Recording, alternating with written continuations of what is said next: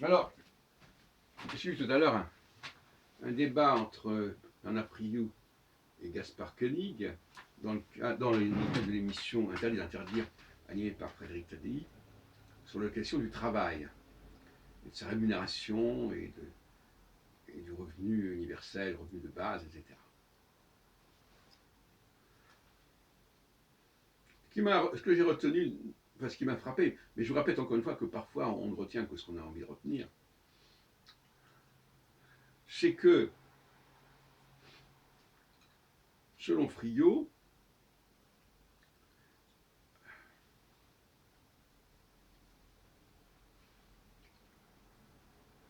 on ne cesse jamais de travailler et la retraite ne veut rien dire en fait.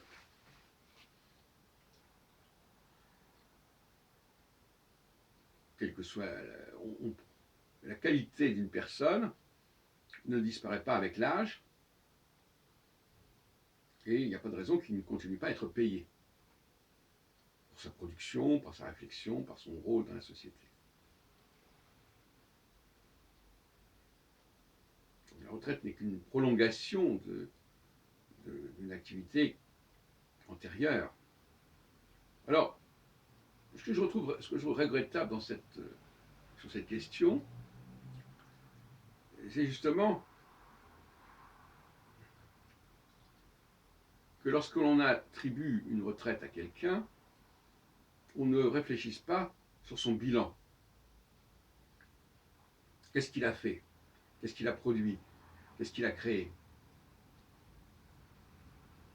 Et on ne fasse référence qu'à son activité professionnelle dans la période qui précède la retraite.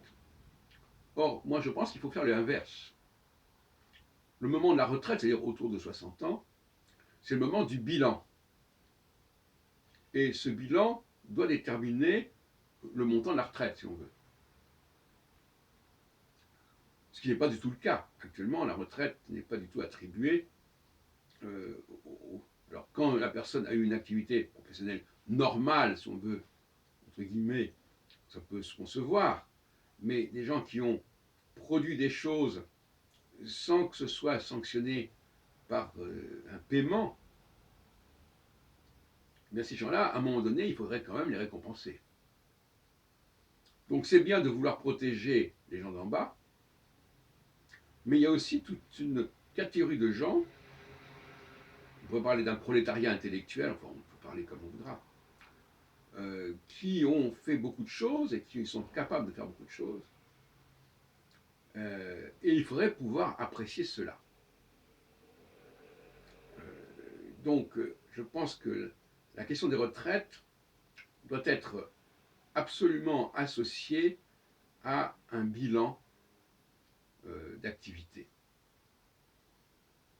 Ce qui n'est pas si difficile que cela, en tout cas pour des gens qui ont une prétention à un certain niveau intellectuel et créatif, parce que ça laisse des traces sur Internet, parce qu'il y a des livres qui paraissent, parce qu'il y a des articles qui sont parus, et tout ça doit être apprécié et quantifié en quelque sorte.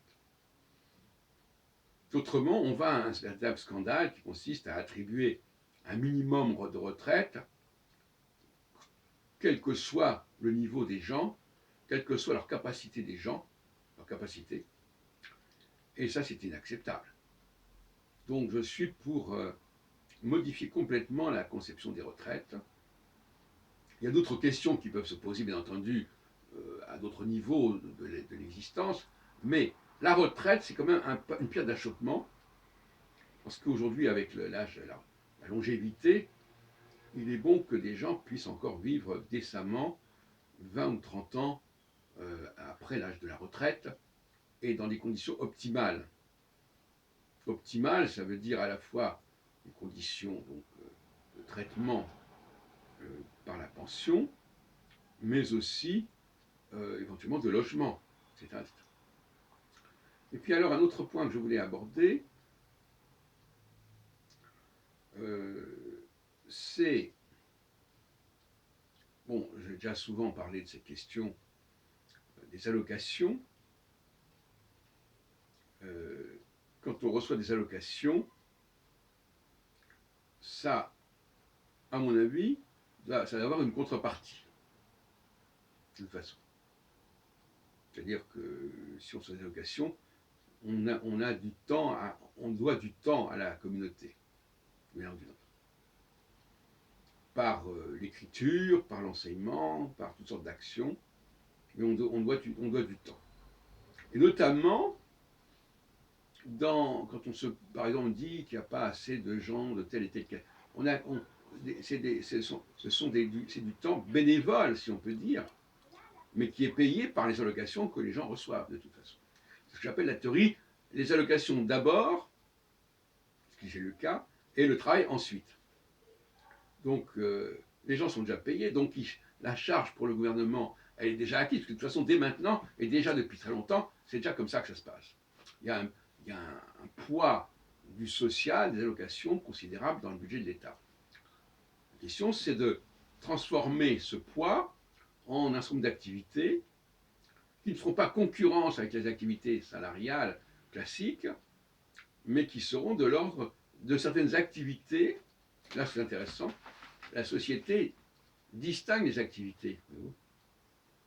Par exemple, il y a des activités qui sont considérées comme pénibles et qui sont faites essentiellement par des émigrés. Mais on pourrait imaginer des activités de catégorie non professionnelle et qui font partie aussi de l'environnement social et de la qualité de vie. Autrement dit, il faudrait serrer les activités de façon à ce que les activités qui sont liées à il y a plusieurs types d'activités, plusieurs profils d'activités qu'il va falloir serrer. Ça dépend du ministère du Travail, qui doit élaborer des schémas de travail nouveaux qui permettent d'améliorer la qualité de vie de la population en mettant au travail, si on peut dire, des gens qui sont allocataires, des gens qui sont déjà payés, si on peut dire, et de transformer cette allocation en une charge de travail,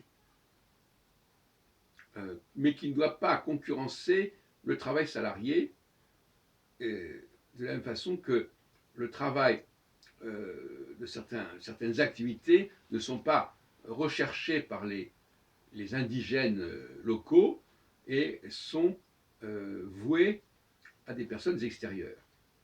Eh bien, c'est un peu la même chose là. Les allocataires doivent être considérés comme une population extérieure auquel on demandera de faire certains travaux qui ne sont pas le fait de la population, disons, centrale.